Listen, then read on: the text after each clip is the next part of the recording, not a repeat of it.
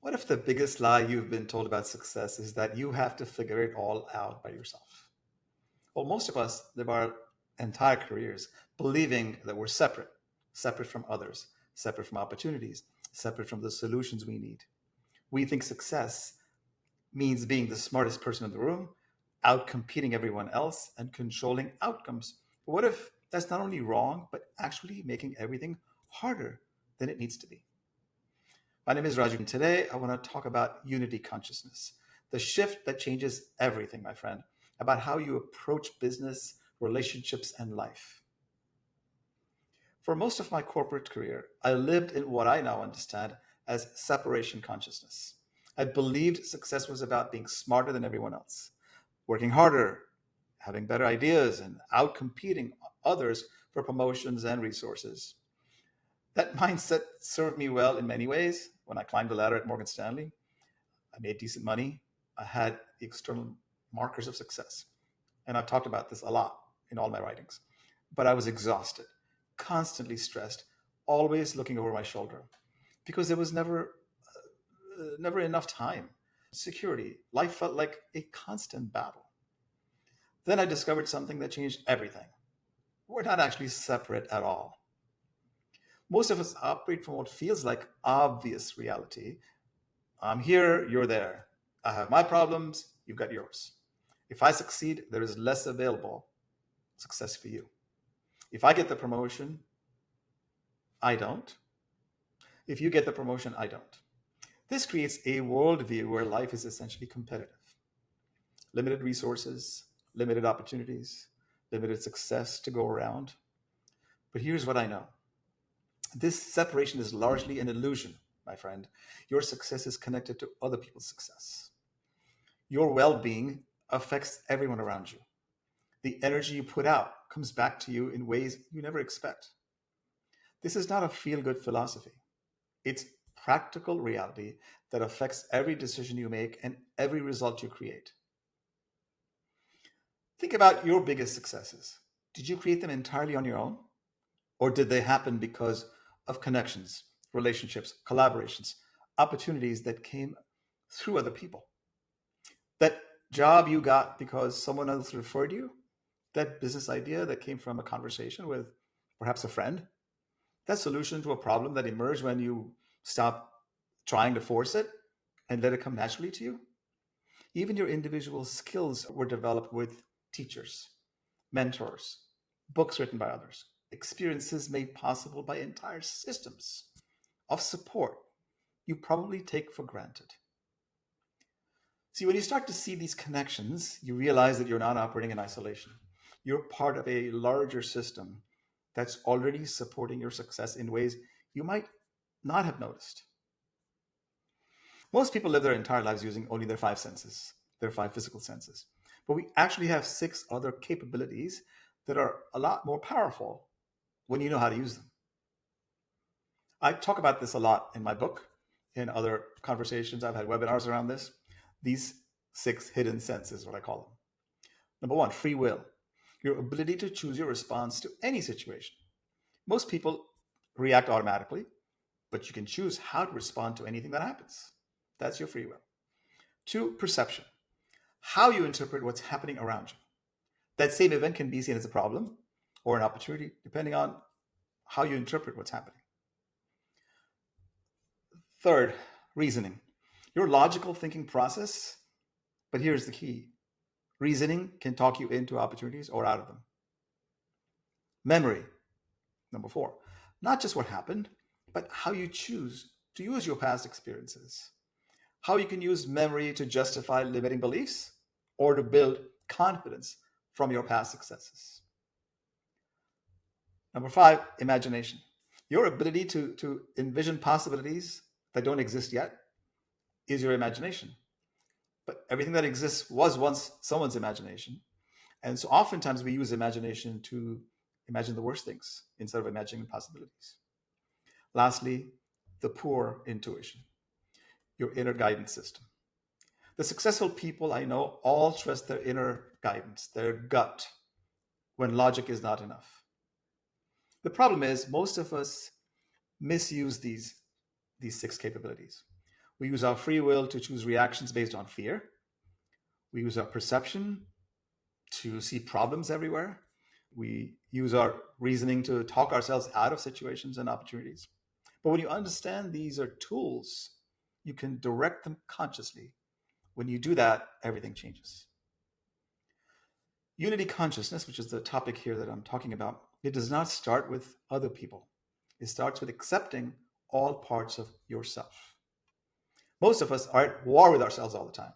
We judge our fears, we judge ourselves, resist our emotions, fight against our natural rhythms. We try to hide parts of ourselves we don't like and only know the parts we think others will approve of. But real power comes from integration. When you accept your fears as information, your emotions as energy, and your mistakes as learning opportunities, you too become whole. And when you're whole within yourself, you stop needing others to compete. When you're whole within yourself, you stop needing others to complete you or validate you. You can show up authentically because you're not trying to hide parts of yourself. And this is where real influence and leadership come from. Not from perfection, but from wholeness. Unity consciousness recognizes that nothing happens in isolation. Every action you take creates ripples that extend far beyond what you can see. That conversation you have with a discouraged team member, for example, might be the moment they decide not to quit, which affects their family, their future contributions, their entire team dynamic. That decision to share an opportunity with a competitor instead of hoarding it might lead to a partnership that benefits everyone. That choice to respond with patience instead of frustration might shift the entire energy of your next meeting. You never know which small action will have massive consequences. So you approach everything with the recognition that it matters more than you think. Moving beyond the ego is one thing I talk about a lot. The ego is part of you that believes in separation. It's the voice that says you have to protect yourself, compete with others, and control outcomes through some kind of force. The ego is not bad. It's necessary. It's a necessary part of being human. But when it's running your life, you're constantly stressed, defensive, exhausted. Unity consciousness does not eliminate the ego. It just puts it in its proper place as one perspective among many, not the ultimate authority. When you're not constantly defending your ego, you can receive feedback without getting defensive. You can collaborate without feeling threatened. You can celebrate other success without feeling diminished yourself. And when you operate from unity consciousness, something really interesting happens. The right people, the right opportunities, the right resources start appearing at exactly the right time. But this is not magic. It's called the network effect. When you're genuinely interested in others' success, when you share freely instead of hoarding, when you collaborate instead of competing, you actually become someone others want to help. See, people start thinking of you when opportunities arise. They introduce you to the right connections. They share information that helps you. You're not manipulating this. You're actually creating conditions for it through your way of being. Now, this might sound abstract, but it has immediate practical application.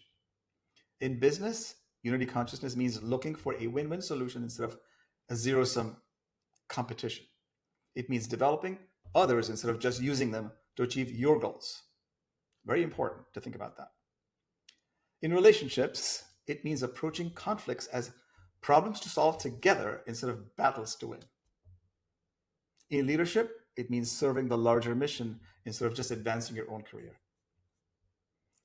I like to also talk about this, something called the quantum perspective. Modern physics tells us something our ancestors understood intuitively.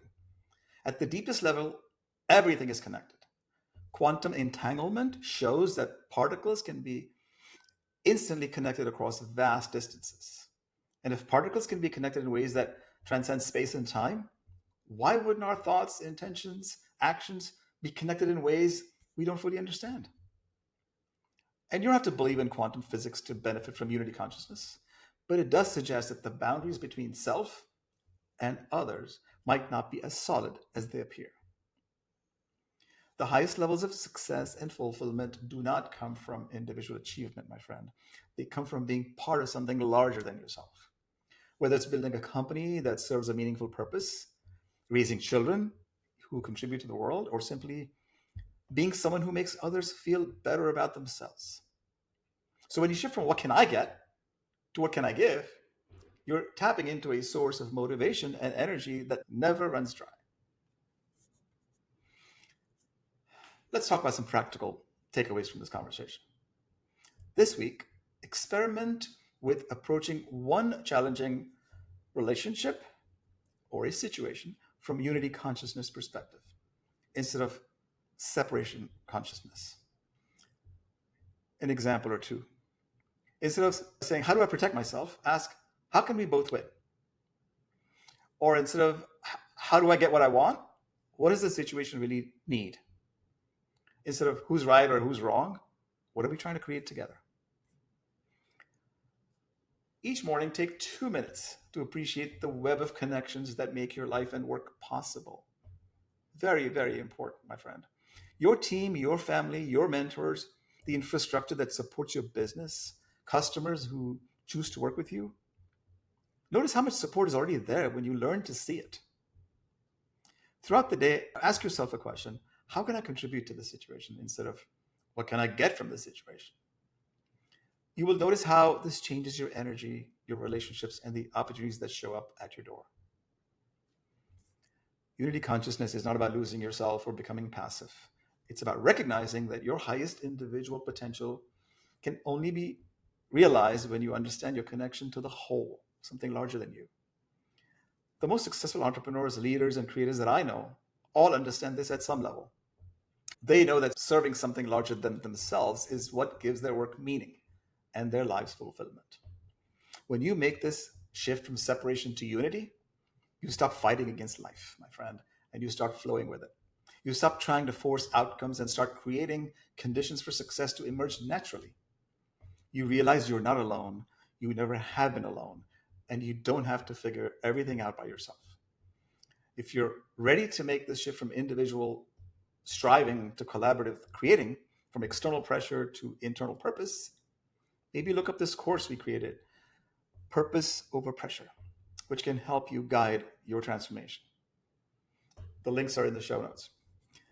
Next week, I'll talk about money consciousness, how to shift your relationship with money from scarcity and control to abundance and flow. Until then, pay attention to the connections that are already supporting your life. You might be surprised how much help and support is already there when you learn to see it. Until then, stay conscious and maybe a little bit more bold, my friend.